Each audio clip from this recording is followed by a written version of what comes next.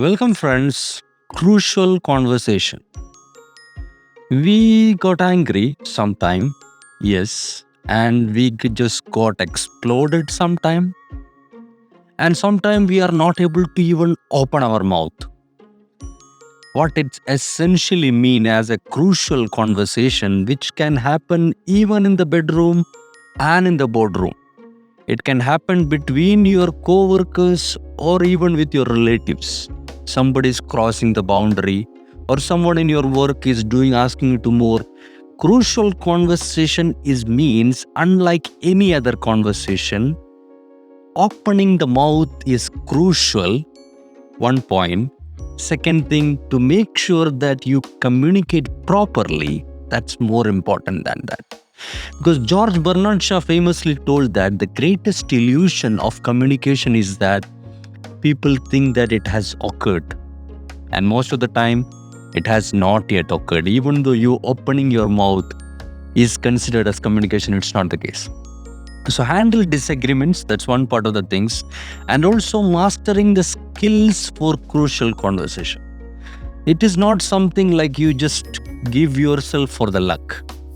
Just try to master the skills. The book is being having divided into chapters in such a way that it's preparing, beginning and concluding a conversation, and also just picking the right topic for communication, right motives, right emotions, and also safe environment for someone to express as well as someone to talk and listen. All these things are important. Let's get started. As we mentioned, crucial conversations especially happen when there is an opposing opinions and also strong emotions are involved on that.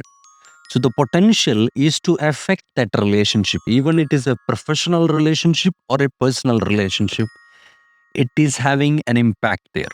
The point is that the more you lag, the more you avoid that conversation, the impact will become more. It can be because of fear, because of pressure, because of lack of skills. All these things will affect in the poor handling of crucial conversation. So book has been have 5 authors. I don't think we have summarized a book which is having 5 authors. It's a third edition. It has been sold 5 million so far. So authors are Joseph Grenny, Kerry Patterson, McMillan and L. Switzler and Millie Gregory, and published by McGraw-Hill Editions and all. You can see more in the details, but let's proceed to the chapters. Chapter 2, Mastering the Crucial Conversation. So the thing is that there is an inherent power of dialogue, and that dialogue skills are learnable and moderately easy to acquire. So the point is that dialogue essentially means that you make sure all the relevant information are out in the open for everybody to see. That's more important than that. And also allow expressing opinions, opposite side, feelings, and their theories. We'll come to that later about stories also, because stories somehow create theories, but in a way openly and honestly.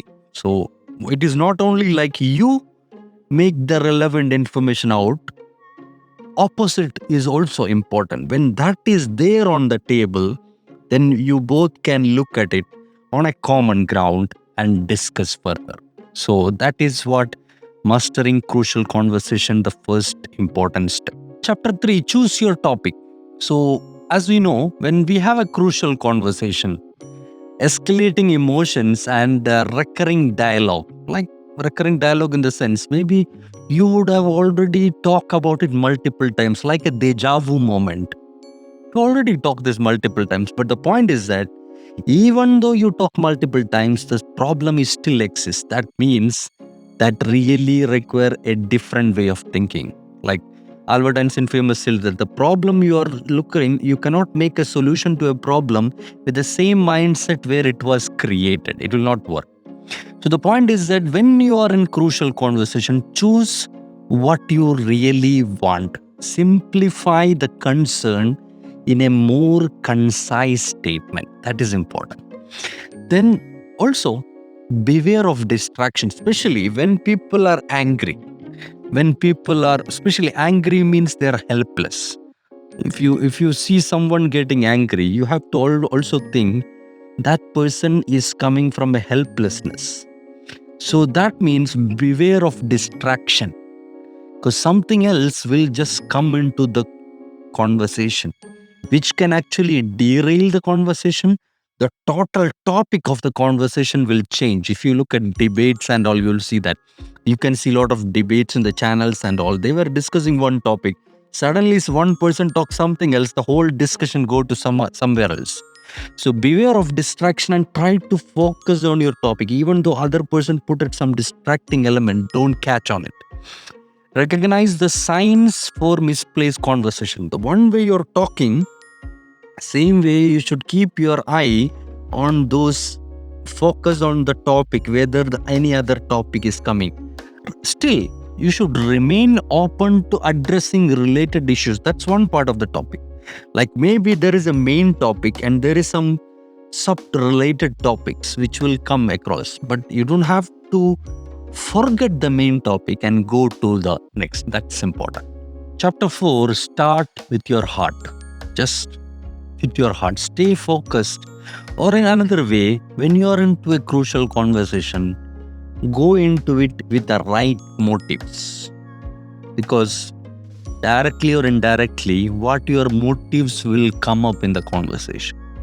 So staying focused throughout the conversation, as we discussed. Then one more point, examine the motives. Like if you look at in a crime, like the detectives or these people will look at the intent of that crime, like that. Similar to that, examine the motives of the other person and yourself. Identify yourself, what you want, what others want in this relationship. Mostly it is all about relationship. In any other way dialogue is happening, we being a social person. Another important thing is that having an and approach with your heart. Having an and approach means having a collaborative approach or finding a middle ground is also important to have a crucial conversation. In a conversation, because crucial conversation is somehow a negotiation. So the point when the other person tell no, that means we are almost end the negotiation in the very start. So you don't have to have that no coming. Try to capture the and find the middle ground and then take it further. Chapter 5, mastering my stories. It's not only your stories, other person's stories also. Because usually we blame others, like, okay, he make me mad, something like that. Or he or she, whoever. So the point is that stories interpret events. It will be in our own narratives. That's important. So that actually will be easy point. So mastering our stories is actually important when you're going for a conversation. If you try to master your story, what you are telling, then only you can just make sure that you convey that. You take out the facts from your stories and recognize the and counter the clever stories from the other side. That then only that will work. Because a lot of the times you will have victim stories, villain stories, like you are the villain or I am the victim, or helpless stories. All these things will come up in a conversation, even though it did not start like that. But maybe it will just escalate it in that way. Maybe it will just start by maybe somebody just walk away and they just touch it, but the person feel like I'm insulted. But if that issue would have happened in another way, it tell that you're doing it for a long time for me. I am you. Do you feel like I'm not good enough? Or lot of things will happen, but lot of the things would have been captured, all these things, and just a touch or a mistakenly just touching each other would have just escalated all this, and the stories just come up, that narratives are coming up. So if you collect the facts from it, attend to it, then you can find a solution to that. Chapter 6, learn to look. That means all conversation are not necessarily crucial, because individual as a person we should learn the dual process. The point is that You should not only pay attention to the content you are telling, you should understand the tonality, the process, that non-verbal cues from the other person also. So being able to spot that crucial conversation will prevent you from escalating also. Like, for example, if you understand, okay, what is coming is crucial, if you just take it, manage it that way, it will not escalate it in a different way. So silence, masking, withdrawing, avoiding, all these things are signs for someone is withholding a crucial conversation or someone is having something to tell. So monitor their own behavior under stress, because angry or stress is something like a celebration of psychology. Because sometimes I used to get a smile, like, because you see all this emotional celebration will happen when somebody is angry. Because all other place, we are having some controlling mechanism there. But when it is angry, you are just yourself, helplessly expressing or seeking some help. That's what an angry. So next time when somebody is angry, just celebrate that moment in a way to learn from that. Learn and look, try to learn from that moment.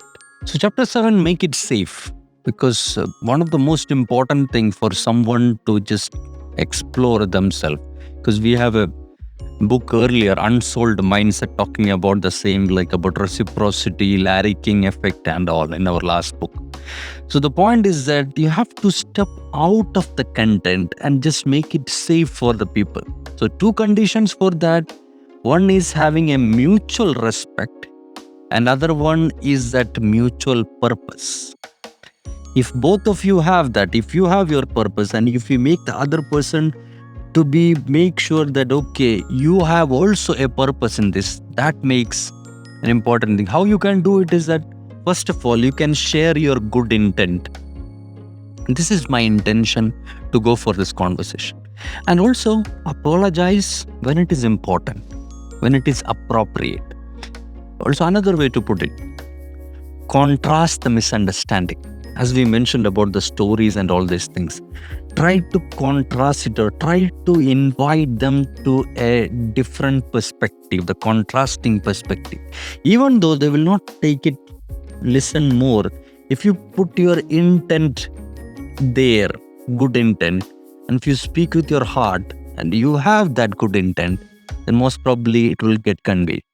So create a mutual purpose. That's important. Second thing, then with that mutual respect, make a safe scenario for someone to just explore and contrast themselves.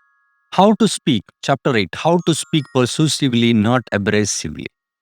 Because when you are talking, sometime maybe the crucial conversation, even though that is a very important moment, there is a big chance or risky chance to be misunderstood. So share the risky meaning in a more careful way. Like, speak honestly without making offense. Even though you are trying to put the other person into a difficult position, try to present it in a way where the other person get not offended. You can do multiple way. You can try to do a testing when you are doing that. Just try to do a little of that, how that person is responding. Then you can do little more of that. And also share facts by telling your story, because you know that other person have a story. So best thing for a person to communicate, because our human brain is very much story friendly. So tell your stories and then present your facts. So talk tentatively. Somehow you don't have to always speak on the points. Talk tentatively and try to test, and then share the story slowly. So that way you can just pursue it instead of making someone abrase or abuse or feel offended. Because if you have feeling offended, then all the things what we are trying to achieve will not work. So you have to make sure that that honesty and that respect still stays there. That safe environment, we are coming to the same point, like create that safe environment to express each other. So chapter 9, how to listen when others are blow up. The point is that when others are shouting, mostly you will not have the bandwidth to listen. That's important. So be sincere when you are inviting others to share their view. For example, you presented your dialogue. When you ask other person to be sincere on that and encourage others to retrace their path, let them explore their path, because that path will come with a narrative and story which you can understand yourself. The same way you are regaining or controlling your story, you can learn from that story and you can have a guess thinking, like they call it something like a priming. You can guess think and then try to open up further. The multiple things you can do. You can ask, like, first of all, you can ask somebody to express themselves, first thing. Second thing is that you can mirror. Maybe that's a generic negotiation still, like you mirror up and you just genuinely reflect on their emotions and subverbal cues and all. That's there. But apart from that, if you paraphrase, means you restate what you heard, that will allow them to open more. So when you are asking them to express the path, you are understanding the path, you are paraphrasing it. That is something like you are motivating them to express. That will open up more. Then that way you can listen more genuinely and more attentively and more efficiently. Also, important thing is that when you're responding to it, remember the A, B, and C's of responding. A means agree. Agree with the shared views whenever possible. In almost all conversation, there will be something which you can agree. So agree to that. Then build on the agreed views. Try to build a middle ground on the above. Then above that, try to compare and contrast the differences and avoid other person is wrong. Like, you don't have to just prove. This is not a scientific experimental endeavor to make someone else wrong.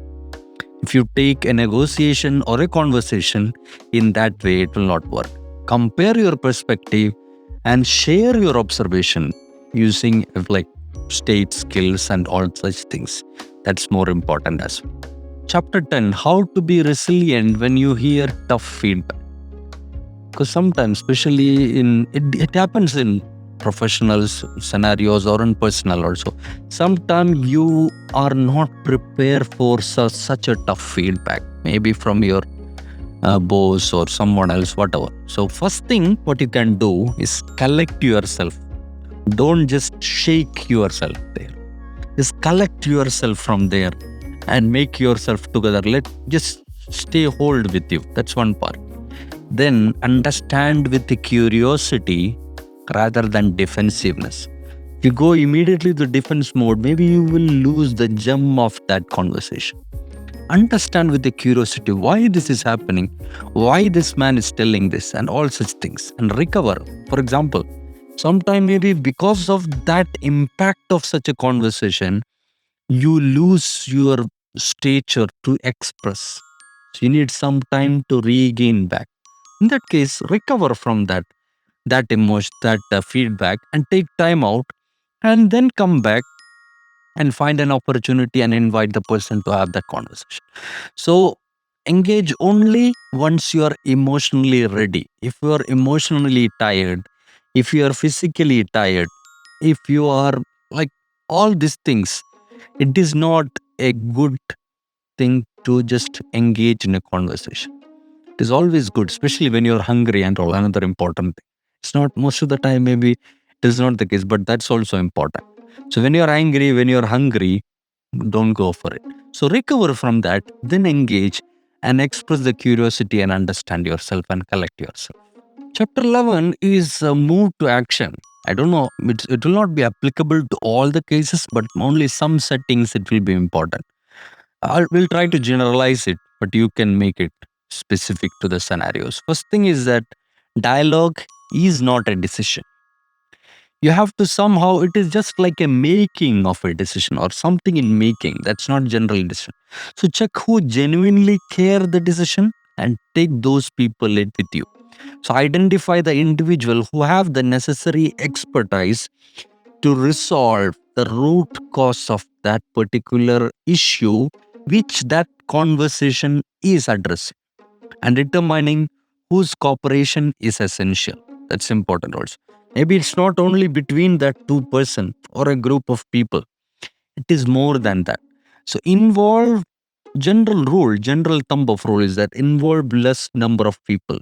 Because when you increase the number of people, the communication actually becomes challenging. You will have multiple levels of channels and all. So identify the individual with the necessary expertise. Try to pick it who is really necessary, whose stake and engagement is really important. Then attend to it. That's really important. Chapter 12 is advice for tough cases. Like, for example, crucial conversation not only happen for now most of the things. Sometimes it will be something very much private. It can be happen in multiple scenario. Like someone is just having some infatuation on someone else. It can be a gentleman or a lady, whatever is the case. So that cannot be addressed in a meeting room or something. It is not possible. So in that case, we have to make sure such a conversation happen privately to discuss such things. Even though it happened privately, keep that respect when even the behavior is problematic. Even the behavior of that person is problematic. Keep that respect and give, because otherwise it will not help to understand. So or explore that solution. Establish a mutual purpose before discussing. Even though that person is harassing or maybe abusing, or it can be any other way. Sometime maybe you feel like someone is flirting on you, but maybe they're trying to become more friendly with you or trying to get that friendship. It can be opposite also.